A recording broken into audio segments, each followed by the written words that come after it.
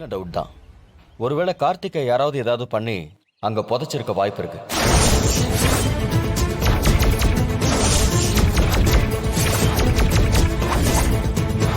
Inspector, என்ன சொல்றீங்க? அப்ப எங்க கார்த்திகா கொன்னுட்டாங்களா? யார் என்ன பண்ணாங்கன்னு சொல்லுங்க. அவனுக்கு என்ன ஆச்சுன்னு சொல்லுங்க. மேடம் இருங்க, எமோஷன் ஆகாதீங்க. எப்படிங்க எமோஷன் ஆகாம இருக்க முடியும்? என் பையனை கொன்னுட்டாங்கன்றீங்க. சார், நான் அப்படி சொல்லல. அந்த மாதிரி எதுவும் நடக்காம கூட இருந்திருக்கலாம். இது என்னோட சந்தேகம் தான். ஏன்னா நாங்க எல்லா ஆங்கிள்லயும் யோசிச்சுதான் ஆகணும். குரு, எதனால இப்படி நீ சந்தேகப்படுற? அங்க வாட்டர் டேங்க் கட்ட பள்ளம் தோண்டினப்போ உள்ள சாமி சிலை இருந்தது. ஆனா அந்த இடத்த பாக்குறப்போ ஏதோ சமீபத்துல தான் தோண்டின மாதிரி எனக்கு தோணுது.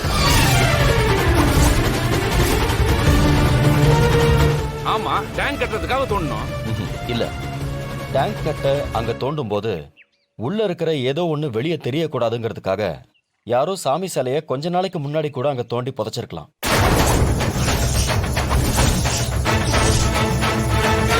அப்போ சாமி சிலைய அங்க யாரோ வேணும்னே புதைச்சு வச்சிருப்பாங்கன்னு சொல்றீங்களா? அதுக்கு வாய்ப்பு இருக்குன்னு தான் சொல்றேன். அதனாலதான் அந்த இடத்த திரும்ப தோண்டணும்னு கேட்கிறேன். கோர்ட்ல ஆர்டர் வாங்கி இது எல்லாத்தையும் என்னால செய்ய முடியும். ஆனா அது சாமியோட இடம்னு நீங்க எல்லாருமே நம்புறீங்க. அதனாலதான் பஞ்சாயத்துல வந்து அனுமதி கேட்கிறேன். அது எப்படிங்க தோண்ட முடியும்? உங்க யூகத்துக்காக சாமி விஷயத்துல விளையாடாதீங்க. ஆமா சார், சாமி சிலை கிடைச்சா அது சாமியோட இடம். அதை நம்ம தோன்றது தெய்வ குத்தமாயிருங்க ஐயா. அப்புறம் ஊருக்குள்ள ஏதாவது கெடுதல் நடக்குமுங்க. உங்க நம்பிக்கைக்கு பின்னாடி கூட குற்றவாளி ஒளிஞ்சிருக்கு. என்ன இந்த ஆள் இப்படி சொல்றான்? ஒருவேளை கார்த்திக் அங்க யாராவது புதைச்சிருப்பாங்களோ? சார், நீங்க சொல்றத பார்த்தா எனக்கு பயமா இருக்கு. எங்க கார்த்திக் ஏதாவது ஆயிருந்தா உண்மையை சொல்லிடுங்க சார், மறைக்காதீங்க. என் பையனுக்கு என்னாச்சு? அந்த கதிர் தான் அவனை ஏதாவது பண்ணிட்டானா? சார், நான் தான் சொல்றேனே, உறுதியா எதுவும் தெரியல.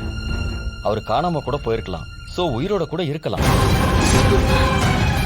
ஆனா இருக்கிற சந்தேகத்தை முதல்ல தெளிவுபடுத்திட்டாதான் அடுத்த கட்ட விசாரணையே பண்ண முடியும்.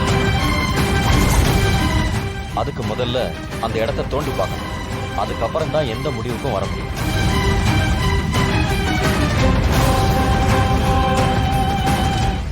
நீங்க என்னையா சொல்றீங்க?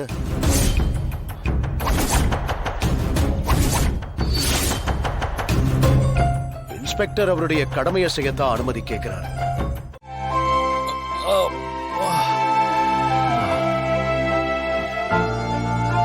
ஒரு தடவை ஒத்தடம் கொடுத்தா எல்லாம் சரியாயிடும்.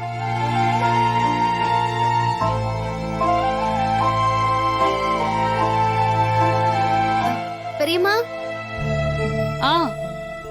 வேலையா இருக்க மாயா, வரேன். பெரியம்மா சீக்கிரம் வாங்க. ஏன் இப்படி கத்திட்டு இருக்கா? வாங்க பெரியம்மா. இரு கதிரு, வந்துடுறேன்.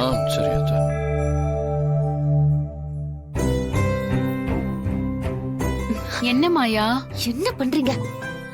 கதிருக்கு ஒத்தடம் கொடுத்துட்டு இருந்தேன். என்னாச்சு? அத நீங்க ஏன் பண்றீங்க? பாவம், அவனுக்காக வேற யாருதான் பண்ணுவாங்க சொல்லு. என்ன பெரியம்மா, நீங்க காரியத்தையே கெடுத்துருவீங்க போல இருக்கே. அதான் அவன் வைஃப் இருக்கால. வைஃபா? தனாவா? அவ எப்படி கொடுப்பா? இப்பதான் அவகிட்ட ஒரு சேஞ்ச் தெரியுதுல்ல. கதிர் மேல இருந்த கோவமும் அவளுக்கு போயிருக்கு. இந்த நேரத்துல நாம அவங்கள தனியா விடணும். என்ன சொல்ற? அப்பதான் அவங்களுக்குள்ள ஒரு கெமிஸ்ட்ரி வரும். அப்படின்னா? அதான் பெரியம்மா, காதல். ஓ, நீங்க வேணா பாருங்களேன். கதிர் அவ பாக்குற பார்வையே இனி வேற மாதிரி இருக்கும். பாருங்க.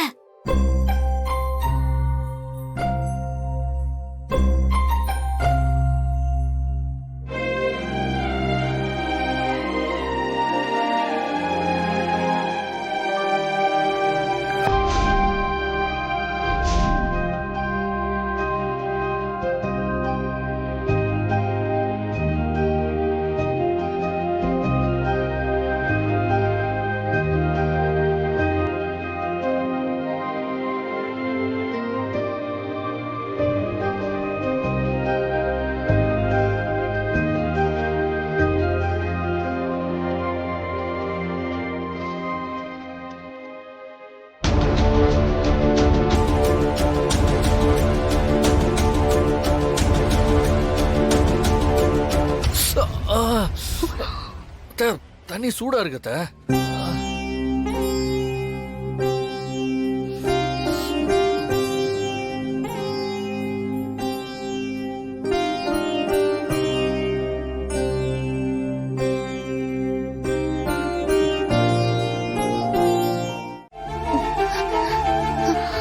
பெரியம்மா, ஐயோ எல்லாம் முடிஞ்சது மாயா.